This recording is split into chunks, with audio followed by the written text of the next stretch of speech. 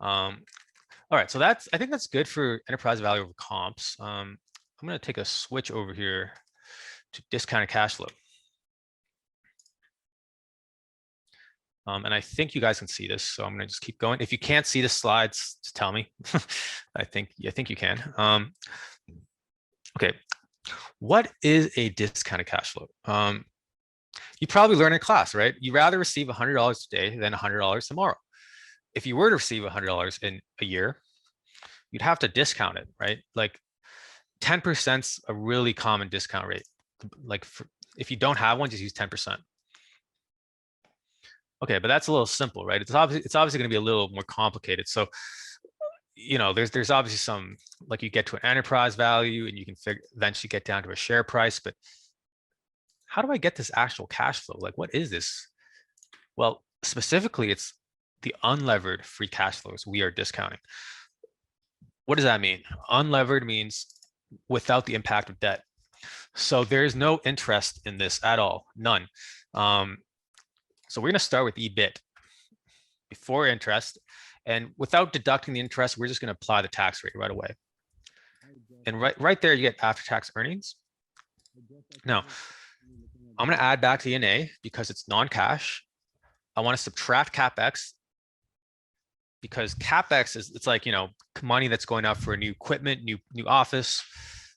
So it's really important for the growth of the business. And increase in net working capital. What does this mean?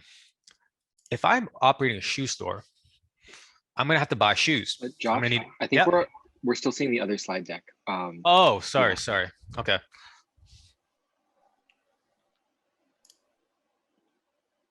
Okay, so I'm just going to share this. Okay, so luckily you guys didn't miss too much. All I did was show you this this little fancy diagram here, but this is what I'm really focusing on right now. So all I really said was, we forecast these cash flows, we discount the present period. This is how we calculate them. And we want to start with before interest, EBIT. So apply the tax rate. We want to add back D&A, as I mentioned. We want to subtract CapEx. And as I mentioned, the net working capital, like if I'm operating a shoe store and I want to put in some inventory, I have to basically buy that inventory. So my money is going to be tied up in the inventory. It also might be tied up in accounts receivable for clients or accounts payable, because like I might actually be getting more money because I don't have to pay my suppliers for a while. So long story short, the more your business grows, the more net working capital you will need. And net working capital just represents, accounts that are used in the day-to-day operation of the business. So not debt, but things like accounts receivable, inventory, prepaid expenses, accounts payable, and other current liabilities. Okay, this is other free cash flow called levered free cash flow. What's that about? Levered free cash flow is with the impact of debt. That's why it's levered. So we're going to start with net income instead, with the interest in there. But we're going to do these three steps. These three steps are exactly the same, as you probably noticed. Add back D&A, subtract CapEx, subtract increase in net working capital. Now we're going to add in any new debt borrowings, and we're going to subtract any mandatory debt repayments. And that captures the impact of debt. Now, why are there two cash flows? Well, levered free cash flow, we're going to project, right? And this would be discounted at the cost of equity because it goes to equity holders. Whereas unlevered free cash flow, if we projected this would be discounted at the WACC, the weighted average cost of capital. An advanced question is, well, actually a simple question is, which would you prefer to use? We preferred unlevered. Why is that? It's a lot easier. You don't have to worry about the debt.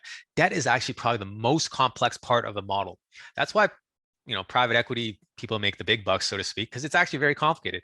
You have to if you think about it, it's like a recurring reference, right? It's like, I have to figure out how much cash I'm going to get, which I'll figure out how much debt I can pay down, which will determine how much interest I'll have, which will determine how much cash I'll have. It's just this constant circle. That's why people prefer to use unlevered free cash flow. It's much simpler. It also represents technically the equity and debt holders, so it's a bit more complete.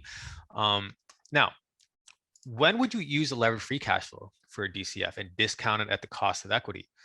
You would do that, once again, if you are a business that uses debt as part of your core business. So like a bank that borrows money at a cheap rate and lends it at a higher rate, or private equity, same thing. So in those cases, we would prefer levered free cash flow.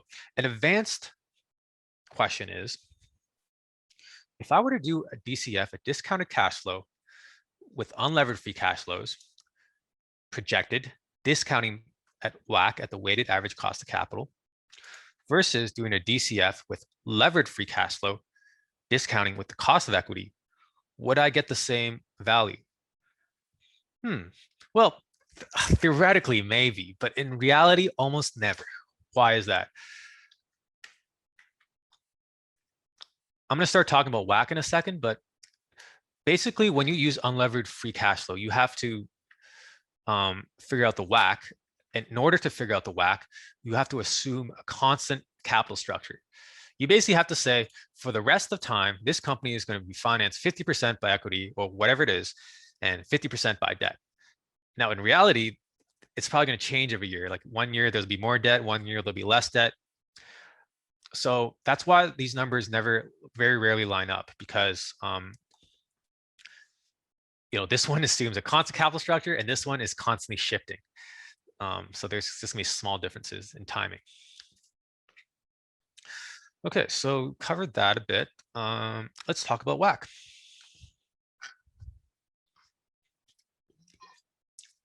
So WACC is really a pretty straightforward concept. Once you kind of just put your head around it, it's just saying, how much of your company is equity times the cost of equity, plus how much of your company is debt times the cost of debt.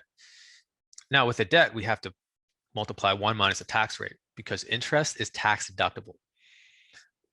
One of many reasons that debt is cheaper than equity. The other reason, of course, is that debt is less riskier than equity, because you're most likely going to get your principal back. Okay, well, let's jump in equity. So how do we get the cost of equity? You might have learned in class CAPM, the capital asset pricing model, which is basically this. What this represents is a spread over the risk-free rate. What is the risk-free rate? The risk-free rate is usually the 10-year treasury. So right now, these days, the 10-year treasury is at, it's lower, certainly lower than 2%, let's put it that way. Now, the beta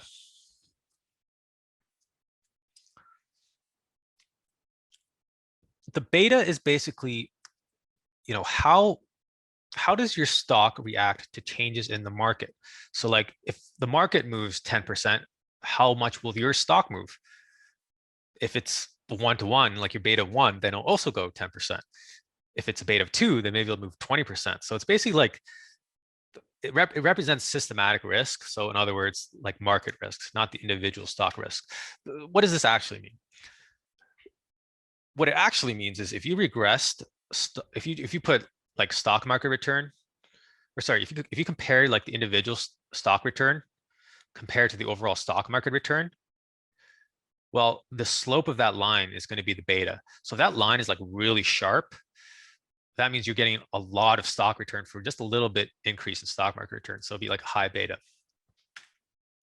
Now, what if you can't get a beta? Because a beta requires, well, it to be a public company with a lot of historical data. If it's a new company, there might not be a lot. Or it might just be a private company. This is the formula we'll use. So I'm going to show you exactly what we're doing. We'll be taking comparables.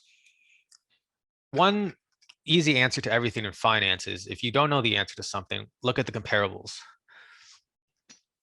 Because in most sectors, there are companies that are similar to yours, hopefully publicly traded. So let's say we get all their levered betas. Now, the first thing, because levered means it's with the impact of debt. So this is like their kind of like the beta that is official, right? Officially listed. Now, if we take their capital structure and then apply this formula to get unlevered beta, we get all these. So these betas are without the effect of debt. We find the median. And this median is going to be the median that we apply to our target company, which has a debt of equity of 2. So we'll use that same formula, but reversed to get to a levered beta. Now, I doubt you have to memorize this formula, but it's more important that you understand it conceptually, although it doesn't hurt to memorize it. Okay, equity risk premium. This is actually really easy to find. You literally just have to Google it. Just Google equity risk premium and then Google like Deloitte or, you know, one of the big 4. They all publish it. It's usually like 6%. Okay, so we've figured out how to get WACC. Great. Well, how do we actually do a DCF? Now, what you actually need to know are just the steps. You don't actually have to do one. With any model, the first thing to do is understand the company, right? Make key assumptions. Understand how the revenue works. The second step is to forecast the income statement, then to calculate on unlevered free cash flows. And then we discount that using the weighted average cost of capital that I just mentioned. Now that's going to get us a present value of cash flows, right? We can project 5 to 10 years, but we can't project forever. What about the rest? Sorry, we're about to say something, or notice there's some. Okay, I guess we're good. Okay, I thought I heard something. Okay. Sorry, it joined and my microphone was unmuted. Oh, okay, that's all right.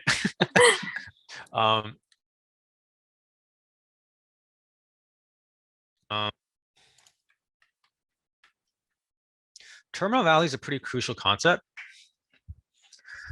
because we cannot project forever. So we have to assume that the company reaches this sort of like end value. The best way to do it is called the exit multiple method.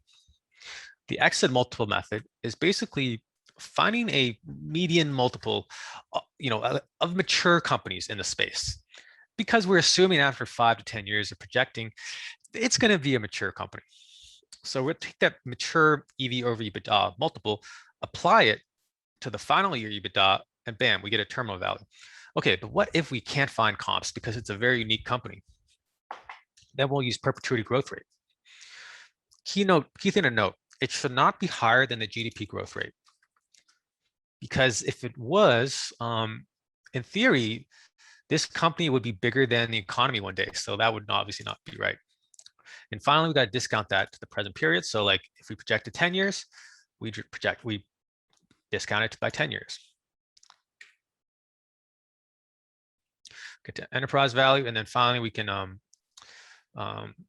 figure out the share price. Now, one thing I want to mention is that fully diluted shares outstanding, you have to use what's called the treasury stock method. So when you're actually getting down to this level and trying to figure out fully diluted shares outstanding, you want to use the treasury method, which I kind of explained in my slides. Unfortunately, don't think I have time to cover that today, but take a quick look at that. Okay.